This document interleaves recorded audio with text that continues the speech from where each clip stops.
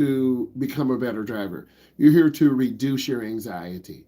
Um, all people have anxiety. You will be nervous when you get into the car. You don't really know me. I don't really know you. But during the 6 weeks, you're going to get a chance to know me. I'll tell you where we're driving. I'll tell you why some kids fail. I'll tell you why some kids pass.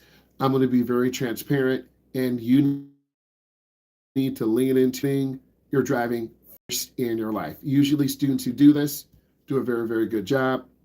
Students who don't do this tend to struggle. Don't be that kid to struggle, but we all learn from the mistakes that we make. So I'm going to go ahead and do a screen share. Well, I won't screen share. I'm just going to talk to you about this information, and we're going to go from there. Okay? So let's go ahead and get it right now. These are reasons why you failed the classroom test. We noticed yesterday was day one. I asked you to download whatever driver must know, whether it's Nebraska, California, Texas, Oklahoma, Oregon. Every state has different rules. If you don't download whatever driver must know, you're really holding yourself back. It is reading, it is work. Most of you want your permit and license, but some of you are not willing to work. You gotta work to become a good driver through trusting your instructor, trusting their experience, trusting the routes we go on. And once you trust the routes that they go on, you're really going to learn and feel comfortable. Teen takes the practice test online but never reads the official guide and fails to questions on specific state requirements. If you don't take the time to read whatever driver must know, you're going to struggle driving and you're going to struggle on the test. Remember, I'm going over why you failed the classroom portion, then I'll get in car. Next, number 2, misunderstanding road signs and shapes. Okay?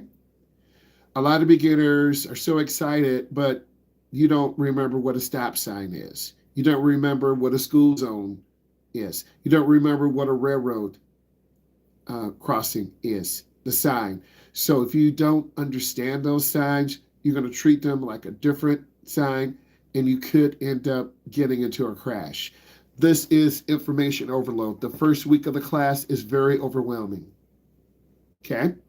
And I'm a very thorough teacher. I give you great examples. We have a lot of information, and the questions are designed to teach you. We're going to go through day one in a moment, after I answer your questions and go over this information. And then you're going to be working for about a half an hour and do day two. Very, very structured. I see the questions coming in, keep them coming in. So, for instance, a test taker confuses no entry sign with do not enter sign, or mistakes a yellow pentagon at a school zone, getting the questions wrong. You can fail by one question or you can pass by one question. I want you to pass, but it takes studying. I know you have a life. I know you're students. You have AP US History, AP Calculus. You work. But you made a choice to come into driver's ed, and it takes time and commitment. By this being an online class, everything is compressed. You have to work really hard. And a lot of kids kind of lay back, think it's not important, and then you end up struggling and failing. Don't be that kid. I talked about using flashcards. I have some proprietary quizzes. I do practice tests. We didn't do any of those tests, but we will. Okay? I'll schedule driving, and we'll start driving toward the end of this week. I haven't taken time to do my schedule yet because I want the first couple of days for us to settle down, us to learn, you to lock in. Okay? We have 6 weeks to get you done. And within you, most of you will drive on the weekend. Maybe one or two of you will drive during the week. I'm an educator too. I have a life too. So we will do 90% of our driving on the weekends. So you need to be available. Of course, you have to check with your parents because they're the ones taking you. Maybe your brother, sister is 18, 19, 20. They can pick you up and drop you off.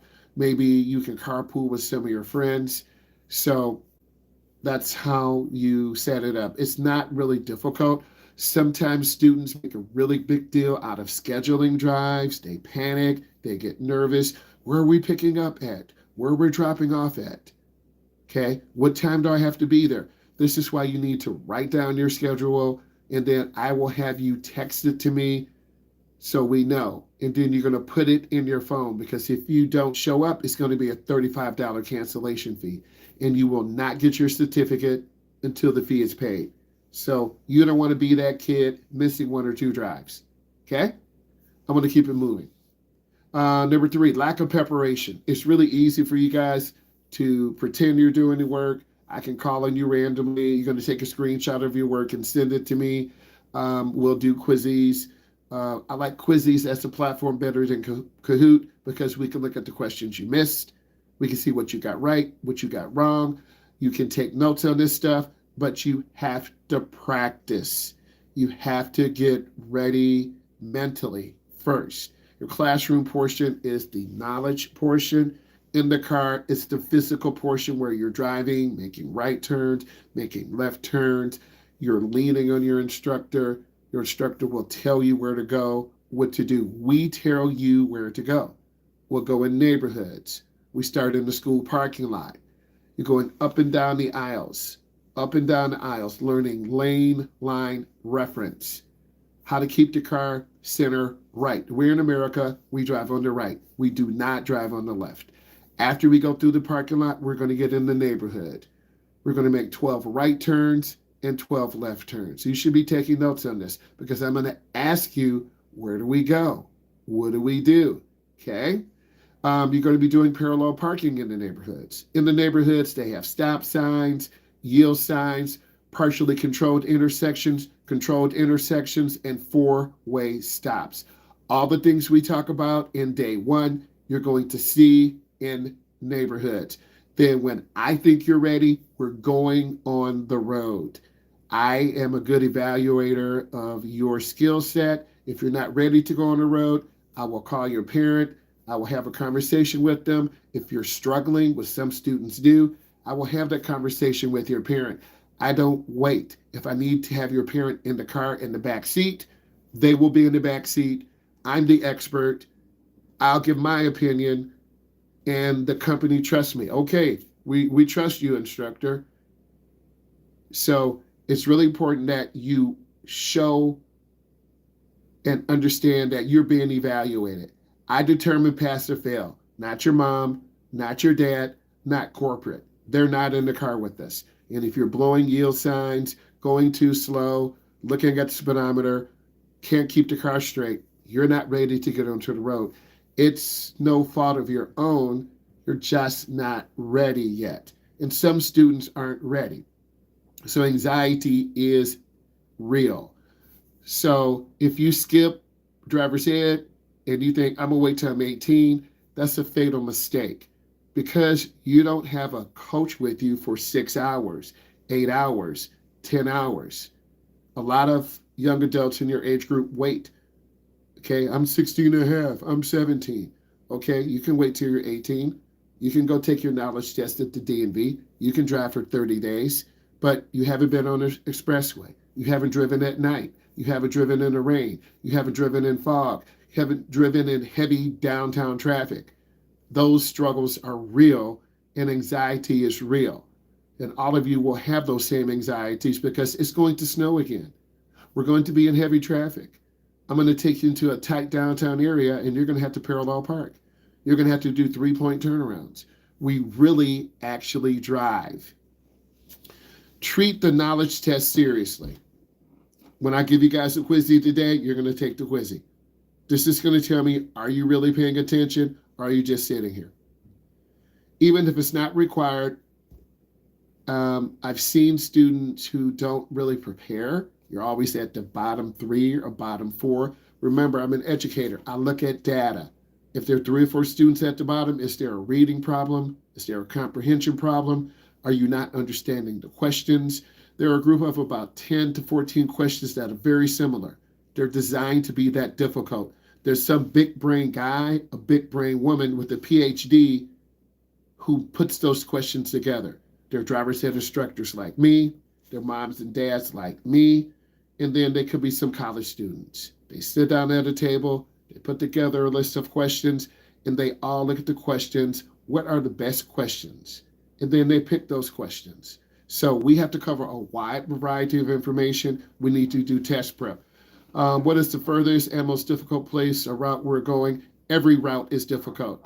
You getting out of the parking lot, I'm being real. Some of you won't be able to get out of the parking lot because you have anxiety. You get very nervous. You have heart palpitations. For some of you, getting into a neighborhood, you feel like you're going to sideswipe a car, sideswipe a mailbox. I'm being very real with you. I'm not going to lie. From the questions you're asking me, you want a home run hit. No.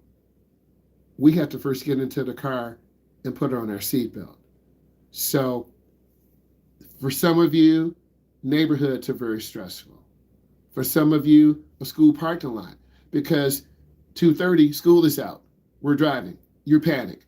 There are 500 kids there. They don't care about you. Those seniors are going to walk in front of you. Those juniors are going to walk in front of you. Freshmen are going to look at you like, hey, you're in a driver's ed car. You don't know what you're doing. And some of you will be embarrassed. Parents will cut you off. They're trying to get home to make dinner.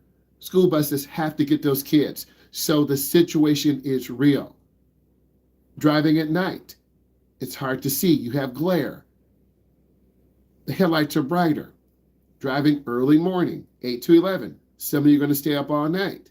You're going to be falling asleep at the wheel. I'm going to call your parent and say, I'm canceling the drive. Your son or daughter is falling asleep. Oh, no problem. They didn't listen to me. So I'm just being real with you. I have an available schedule. It's going to be random. I'm spreading it out. So I'll call random people because I want to spread out the drives evenly over 6 weeks. That's good teaching. Okay? Failing to understand right of way. I'll go through one question at a time. Failing to understand right of way. That's one of the biggest things all of you will have. That's one of the biggest questions many of you will fail. I'm going over this right now. Why do you think we have the sign pretest and pretest as the first day? Because signs are some of the most important things. Failing to understand right away. Fails a question about who goes first at a four-way stop when two cars arrive simultaneously, choosing the wrong answer. Review the right-of-way rules. This is where whatever driver must know comes in. Review your curriculum packet, but some of you won't read it. And from the questions I'm going to give you, I can tell who reads it and who does not, because I'm an educator. So you really have to review the principles, review the study manual to really be prepared. Review the right-of-way rules. Remember key principles. The first to stop is the first to go. I'll say it again. The first to stop is the first to go. When turning left, yield to oncoming traffic. If you can remember those two things, you will have less anxiety. You will feel more confident. I'm going to answer more questions. Let's keep it going. What is the best way to get around? What's the best way to go through a roundabout? You yield to oncoming traffic in the roundabout, and once it's clear, you proceed in. I'll say it again. You yield to traffic in the roundabout, and then you proceed through once it's clear. An applicant fails asking questions on the maximum legal speed limit on a highway when there's no posted speed. Again, a lot of you will say, well, I'm driving along and there's no posted speed limit. What is the speed limit? It's 55 miles an hour on a highway. I'll say it again. It's 55 miles an hour on a highway. It's not 60, it's not 65, it's not 70. 55. Memorize the presumed speed limits in your states. School zones, business districts, rural highways, as they vary. So if you don't read whatever driver must know, you're going to miss really simple questions on your test, and you could fail by 3 or 4. I've seen it happen. So you got to do your test prep. Let's go to another question. Put your questions in. What's the best way to study for a test? I'm going over it right now. Read whatever driver must know. Read your course material. Do well on the quizzes. Remember, I'm an educator. I'm not some state police officer, no cap. I'm not a bus driver, no hate. I'm not a retired businessman. I'm a state certified driving instructor. I'm telling you the best way. You take good notes. You have a highlighter. You ask questions. You do well on the quizzes. You read the informational packet. You study. But a lot of you won't do that because it's too much work. So you owe it to yourself. If you don't put in work, you won't drive well this weekend. You will struggle on the test. Next, misinterpreting traffic light questions. I'm telling you some of the ways right now. A student fails a question about what to do at a traffic light that has been green, but the intersection is blocked. Answering proceed through slowly instead of stopping and wait until it's clear. If you can't get through an intersection, you should not be going. Learning that you cannot enter an intersection unless it's completely clear. Blocking an intersection is a major traffic violation. Little do you know, we're preparing for the test right now. I'm actually going over some of the course material right now. So as I'm going over this, you should be listening, taking notes, putting more questions in. A lot of you want the home run formula. What's the best way to study for the test? What's the best way to learn how to drive? What's the best way to not crash? What's the best type of car? Who should I drive with, mom or dad? How do I develop confidence? How do I not have anxiety? What roads are the toughest? You need to gradually have exposure to this. Common pavement markings, solid white lines mean stay in your lane. Broken white lines mean change lanes are permitted. And yellow lines separate opposite or opposing traffic. A lot of you will get confused and cross the line and fail. So you really have to listen. How much does snow and ice affect your ability to drive? Quite a bit. It takes longer to stop. It takes more ability to steer. A lot of you will steer the car too fast, turn the wheel too stiff, which makes the rear of the car spin out. A lot of you will slow down too late, will hit a car. So you need to slow down sooner. You need to be more relaxed on the gas and brake pedal. It's a process. Everyone is different. Wear thin sole shoes. Please put more questions in. I'm going over classroom portion and then in-car portion. And then when I'm done, we're going over what we did yesterday. I'm calling on random people. You need to be ready. Next, ignoring questions about pedestrians and cyclists. People fail questions about yielding to pedestrians in the crosswalk. Answering if they only need to yield if the pedestrian is on their half of the road. In the U.S., drivers must yield to pedestrians in the crosswalk. With the surge in e-bikes and cyclists, understanding their rights on the road. Cyclists have rights, 3 feet. People on e-bikes have rights. If you're on a bicycle or e-bike, you need to ride with the flow of the traffic. If you're walking, you need to make safe decisions to walk against the flow of the traffic. You never want to turn your back to traffic. I'll say it again. You never want to turn your back to traffic. But some of you will do this because you don't understand. Some of you will ride against the flow of the traffic. So you have to ride with the flow of the traffic. Forgetting about school bus lines and laws.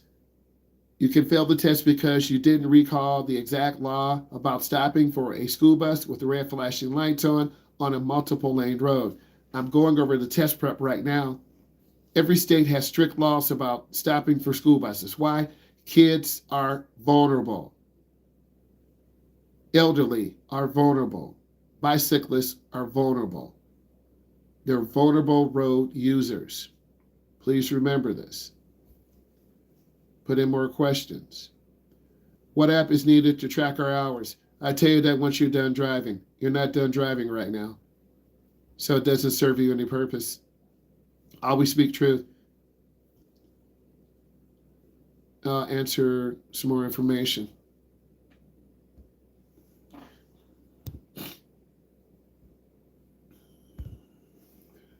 All right, let's keep it going.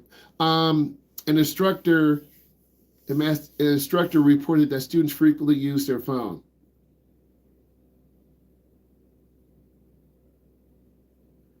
And we want minimal phone usage in the car. So if you're on your phone, I'm going to have you put it up. If it's a problem, I'm going to tell your parents, we don't want phones in the car. I understand they're a safety device. I get it. My phone is always charged. But if you're on your phone and you should be watching, I'm going to tell your parents, Mom, Dad, your son or daughter was on the phone. I told them they don't want to listen. Can you please take it? So I'm trying to treat you like a young adult. You're not going to take my phone. Well, then you're not going to drive in the car. I have rules too. The company has rules too. If a student is on their phone for a necessary amount of time and you're not watching, then that's a problem. So you can't always do what you want. We're talking about a formal course. Put your phone away completely. Active listening and participation are critical. If you want to get a good grade and you want to become a good driver, you'll do those things. If you want to be mid, you won't put in time. Put in time, become a good driver. You'll thank me, year 3, year 4. It takes 10 years to become a master. Okay? Students fail questions about what to do at a railroad crossing with flashing red lights, but no train. Incorrectly answering this is it safe to proceed slowly? Red flashing lights always mean stop, regardless of whether you see a train or not. Knowing the penalties for going around a crossing arm is failure. So please understand this. Put in more questions. How long does it take most kids to become comfortable? It depends on the kid. Some after 10 minutes, some the second drive, some the third drive. Everyone is different. Some of you have a different comfort zone. I become comfortable with you once I see you start checking your mirrors, keeping good speed control, not tailgating, not chasing cars, scanning left and right before you make your right turn, making critical decisions on not to run a yellow light, making critical decisions and not panic if your light turns yellow and you can stop safely in 3 seconds. Over time, if I teach you the correct way, you will do a good job. And it's really important that you do well. And that's really important. So you want to take your time. You want to be serious. You want to learn. Everyone does want to learn, but we learn at a different rate. Some of us pick it up very quickly, checking traffic left, checking traffic right, keeping good speed control. Some of us learn on the 3rd or 4th drive. You will have anxiety your 1st and 2nd drive. You will make mistakes. You're going to grip the wheel really hard. You're going to have information overload. So it takes time. If your parents are always screaming at you and making you feel bad, you're going to be really hypercritical when you make a mistake. If you're the type of kid who has a type A personality, you can't stand failure, you don't want someone to tell you what to do, you're going to struggle. If you're the type of kid who thinks they know everything, you become risky. If you're the type of kid who's really shy, withdrawn, and you can't handle constructive criticism and you start crying, that could be a problem. Everyone is different. So you want to be able to understand you will make mistakes going too slow, drifting out of your lane, going in the wrong lane. Lean on your instructor. I am very intentional about supporting you, but you have to drive. You have to hold the steering wheel. I'm your co-pilot. And once you understand that, you're going to do well. Is it hard to drive at night? It's harder to drive at night than in the daytime because you have glare from headlights, you have glare from your dashboard, you have glare from your windshield, you have glare from your eyeglasses, your pupils dilate, mean get bigger. Then when headlights come, they get smaller. So it's very overwhelming. And I've seen those struggles, but over time, you will get better. Next, you can fail a question using a center lane, left turn lane, thinking it can be used as a merge or pass-through lane, which is failure. So you confuse different types of lanes. You want to study specialized lanes. A lot of students say, hey, what are HOV lanes? HOV lanes, you have more than one person in the car. They're used probably from 6:45 in the morning to about 9 o'clock. We're trying to push a lot of traffic through. We're trying to encourage carpooling. And then in the afternoon, say 3:30 to 6:30, again, HOV lanes are active. We're trying to push a lot of traffic through to encourage carpooling. If you don't understand the HOV lane, you need to read that because you're going to have questions. High occupancy vehicle. Reverse lanes. Those lanes change color, change arrows. We're trying to get traffic into downtown, traffic out of downtown. They all have specific uses and rules. So again, if you don't study what every driver must know, you will struggle. Let's keep the questions.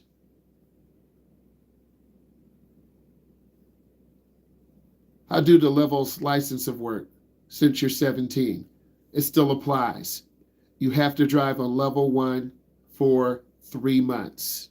Okay, good question, Andrew. You have to drive on level 1 for 3 months. Within 3 months, you need to get 30 hours in 3 months. You have to get 30 hours to get into segment 2. Segment 2, we talk about crash avoidance, defensive driving, awareness, and the gift of life. Again, every state is different. If we were in Hawaii, we would talk about things that are familiar with Hawaii. If we were in Texas, we would talk about things from Texas. If we were in California, they have earthquakes. Okay? If we were in Florida, they have alligators. So you will have questions based upon your state. Okay? So you need to drive for 3 months and get 30 hours in 3 months. It's an hour and a half per week. You're going to come back for segment 2. It's 3 days, no driving. You have to have 50 hours. You're already 17, so you don't have to wait till you're 16, but you have to have 50 hours, no accidents, no at-fault crashes, no violations. And if you have 50 hours, you can take your road test. And then you can almost drive by yourself. So it's really important that you follow the letter of the law, you get your hours done, you sign up for driving as soon as possible, you learn and ask questions, because other kids could be 16, other kids could be 15, other kids could be 14, 10. I've driven 17-year-olds before. I've driven 18-year-olds before. I've driven 19, all the way up to 45 and 50. So ask questions. Let's keep going. Now, understanding insurance requirements. Not all states have mandatory car insurance. We have mandatory car insurance. Okay? There are questions on the test about car insurance. In every state without mandatory insurance, drivers must provide financial proof. If you hit something, a car, the insurance company has to have the ability to pay for those damages. You hit a building, your insurance company has to have money to pay for those damages, as well as getting your car fixed. Heaven forbid you hit someone, you break their pelvis, they're in the hospital for 3 months. They sue you for pain and suffering. They don't sue you, they sue the insurance company for $15,000, $25,000. They can't go to work. So they're going to sue for lost wages. So you need to have insurance coverage to cover those situations that could happen. Let's go toward the in-car. Okay? Keep putting your questions in. It's all good. Thank you. You can leave when you can. Bye. All right, let's talk about this. In car, poor observations. You run a red light. Instantly, this tells me you do not know what you're doing. Oh, you didn't tell me. Red means stop. I didn't see it. So instantly, my job is to make sure you're safe. My job is to make sure you're aware. Okay? My job is not to argue with you. I don't argue with teens. I don't argue with adults. Safety is no accident. Okay? We don't run yellow lights. We look ahead. If you can stop safely in 3 seconds, you stop. On your road test, if you blow a yellow light or red light, it's automatic failure. So you really want to start developing those good driving habits. At every intersection, slow down and physically turn your head. A lot of you won't look left. A lot of you won't look right. Okay? I'm giving myself 10 minutes. Keep putting questions in. I'm on the in-car portion now.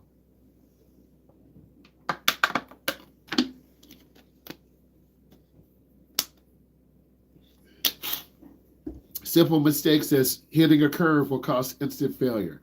Simple mistakes as making a right turn on red will cause instant failure. Simple mistakes as cutting off a car will cause instant failure. A lot of you don't realize that you're in a machine that can injure people, take their lives, take our lives. It's not a toy. So you instantly have to grow up. And for some of you, it will take longer. Some of you understand the gravity of the situation, and you're going to do well.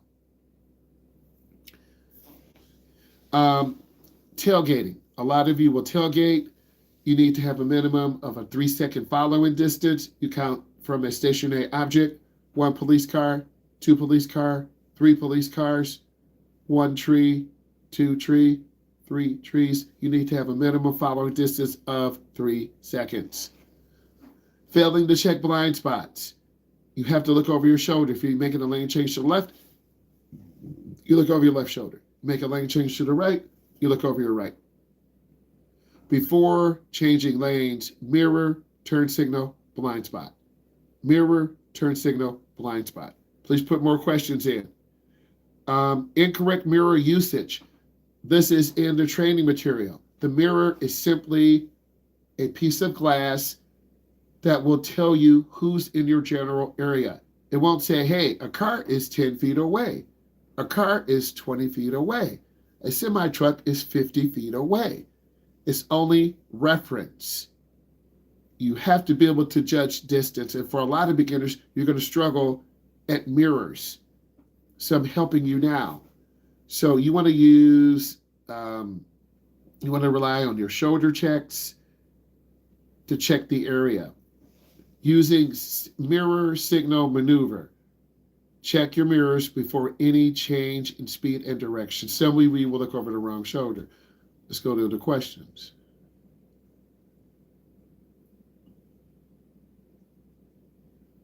We're almost done with this, and then you get ready to work, and we get ready to do yesterday's work. We talked about starting in the neighborhood, starting in the school zone, going to the neighborhoods, making 12 right turns, 12 left turns, doing 3-point turnarounds, practicing pulling over to the curb and not hitting it. Dash cams are very good because this allows you to learn. We do watch Wham Bam Tesla. We will see that. You're going to love it. You get a chance to see how other people drive and how accidents happen. Dash cam is very good. Many drivers have those because if you're at fault and you cut off a car, didn't use your blinker, they're going to use the evidence against you. Well, that car didn't use the blinker. They just cut me off. This is why I hit them. Okay, show me your dash cam. Yep, you're right. Sir, you are not telling the truth. And then if you have a dash cam, it goes straight to your phone. Officer, I have a dash cam video.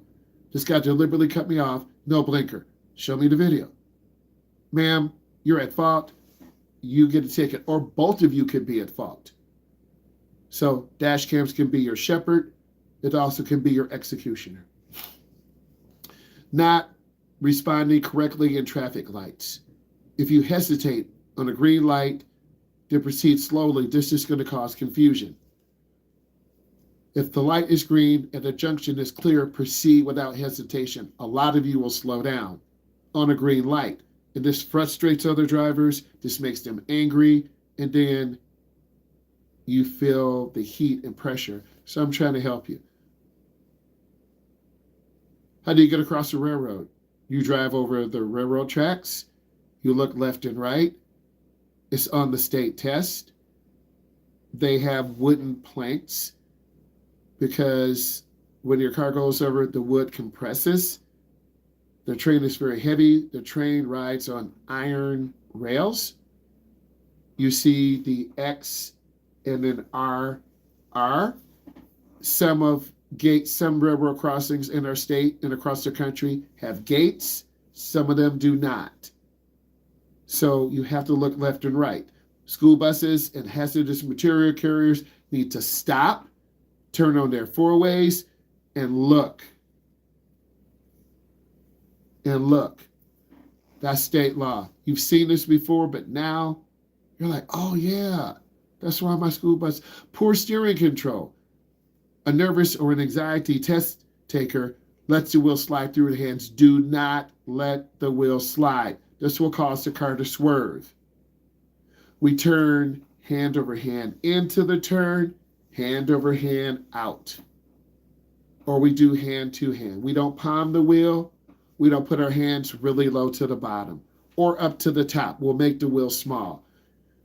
9 and 3, 10 and 2, 7 and 5. I'm very tall. I'm almost 6'5". When you see me, you'll be like, wow, you are really tall. You're tall too. So a 10 and 2 might not be good for me. A 7 and 5 might be more comfortable for me. We're all biomechanically different. So you want to have different hand placements on the steering wheel. So it's important that you have good steering control.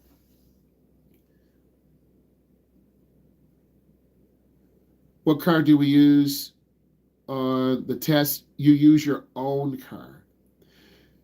If you do not have your own car, some road testers will provide a car for you. It costs money. It could be $50, $75, $100, $125. If you have a car, the windshield does need to be cracked. The blinkers need to work. Tail lights need to have at least a quarter of a tank of fuel. You need to have current registration and proof of insurance. Oh, by the way, clean out the car. It should smell like old gym shoes. Incorrect positioning at the intersection. Stop a full length before the stop line. It's difficult to see cross traffic.